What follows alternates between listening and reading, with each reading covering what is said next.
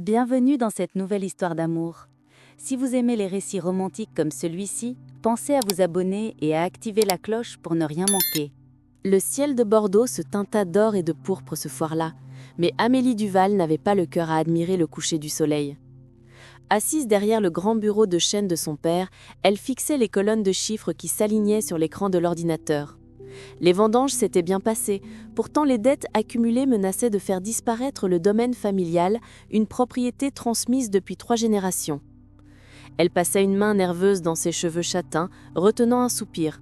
Depuis la mort de sa mère, elle avait pris la direction du vignoble avec courage. Mais chaque banque contactée réclamait des garanties impossibles.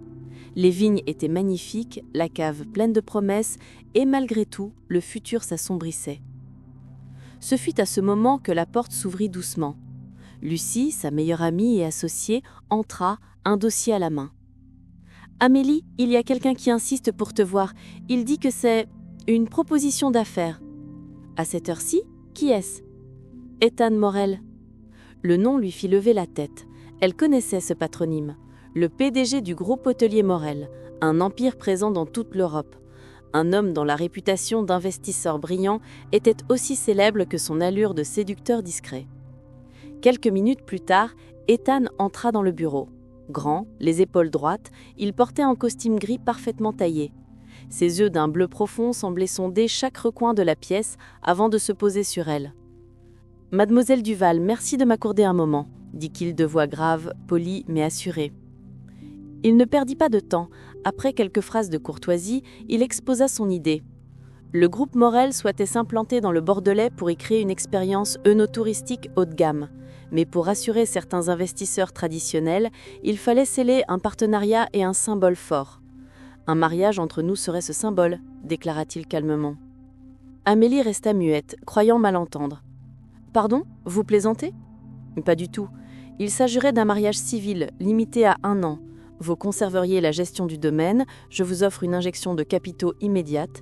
C'est un accord, rien de plus. » Le silence s'installa, seulement troublé par le tic-tac de l'horloge murale.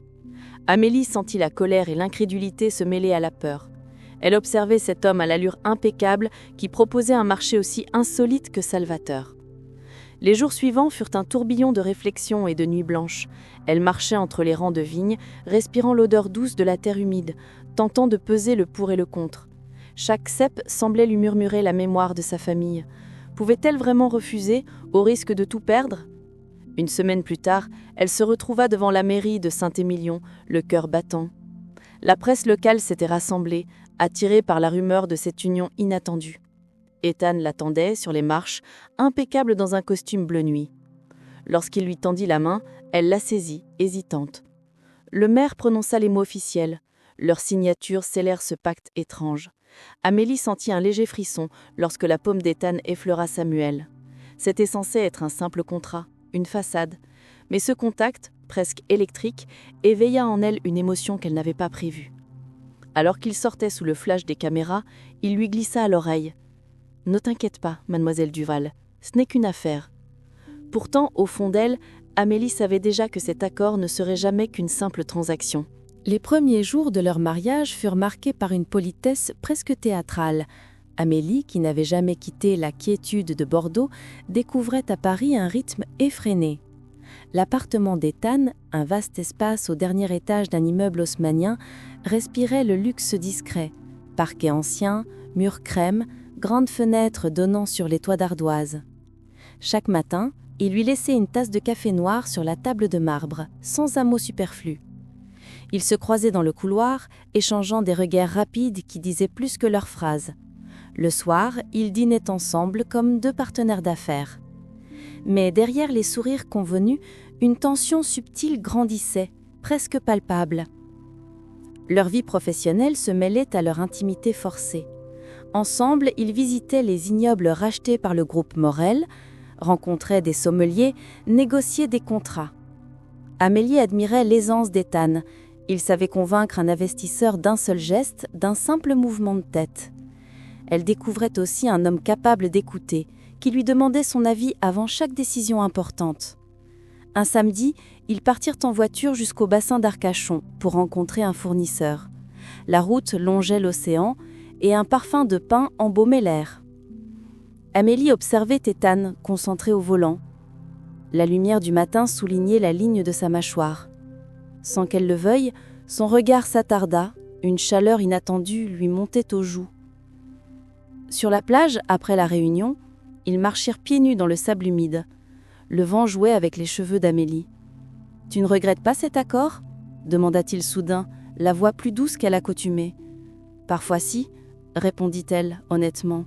« Mais je commence à comprendre tes raisons. » Ethan la regarda longtemps, comme s'il voulait lire dans ses pensées, puis détourna les yeux vers l'horizon.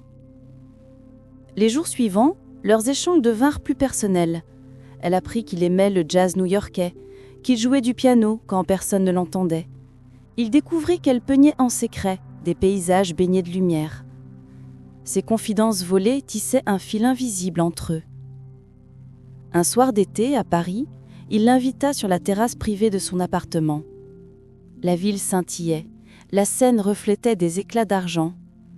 Ils restèrent longtemps silencieux, le bruit lointain des voitures comme unique musique. Quand une brise fraîche fit trembler Amélie, Ethan ôta sa veste et la posa sur ses épaules. « Tu trembles » murmura-t-il.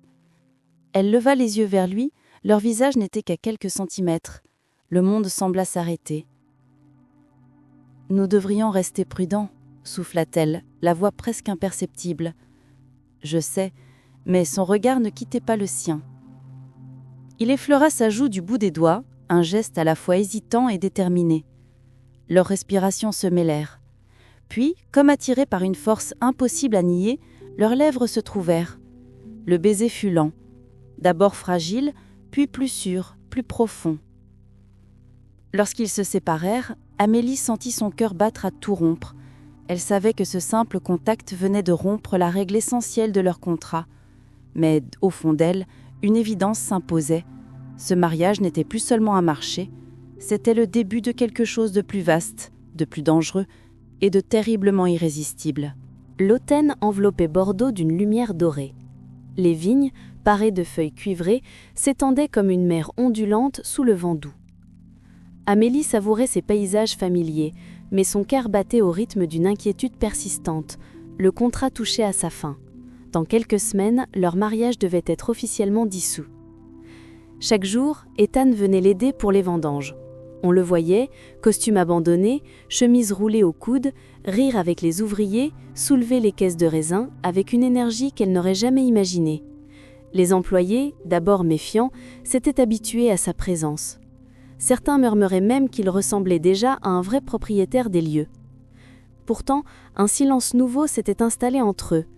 À Paris, leur soirée avait été pleine de musique et de confidences. Ici, les mots semblaient plus rares, comme s'ils craignaient de dévoiler ce que chacun redoutait. Amélie sentait qu'Ethan avait quelque chose à dire, mais il attendait le bon moment. Un matin, elle se leva avant l'aube. Le brouillard caressait les rangs de vignes, et la rosée perlait sur les feuilles. Elle marchait seule, respirant l'odeur de terre humide, lorsqu'elle aperçut une silhouette au loin. Ethan l'attendait près de l'ancien puits de pierre, un manteau sombre sur les épaules. Il s'avança, le regard sérieux. « Amélie, il faut que je te parle. » Elle sentit son cœur se serrer. Avait-il décidé de partir ? Il prit une inspiration profonde, cherchant ses mots. « Quand nous avons signé ce contrat, je pensais seulement sauver nos affaires. Je voulais protéger ton domaine et, je l'avoue, consolider mes projets. Mais... » Il s'interrompit, la voix légèrement tremblante, chose rare chez lui. « Mais... je n'avais pas prévu toi. Je n'avais pas prévu de t'aimer. » Le temps semblait suspendu. Les premiers rayons du soleil éclairaient son visage, révélant une sincérité désarmante. Amélie sentit un frisson parcourir son corps. « Ethan, sa voix n'était qu'un murmure. Je t'ai aimé sans m'en rendre compte. Et j'ai eu peur. Peur que tout cela ne soit qu'un rêve qui s'achèverait au dernier jour du contrat. » Il s'avança, posant doucement une main sur sa joue. « Alors, laissons tomber le contrat, laissons tomber les règles. Restons, si tu le veux. » Les cloches de l'église du village sonnèrent au loin, accompagnant leur silence. Amélie leva enfin les yeux vers lui. Dans ce regard bleu, elle ne vit ni calcul ni stratégie, seulement un homme vulnérable qui l'aimait vraiment. Elle répondit par un sourire tremblant. Oui, restons. Ethan la prit dans ses bras, leurs lèvres se retrouvèrent dans un baiser plus profond, plus sûr que le premier. Autour d'eux, la vigne flamboyait sous le soleil levant, témoin silencieux de leur décision. Ce mariage, né d'un accord froid, devenait une histoire d'amour que ni les contrats, ni le temps ne pouvaient briser. Leur avenir n'était plus écrit par des chiffres, mais par le battement de leur cœur. Merci d'avoir suivi cette histoire jusqu'au bout. Si ce récit vous a touché, abonnez-vous et activez la cloche pour découvrir nos prochaines romances.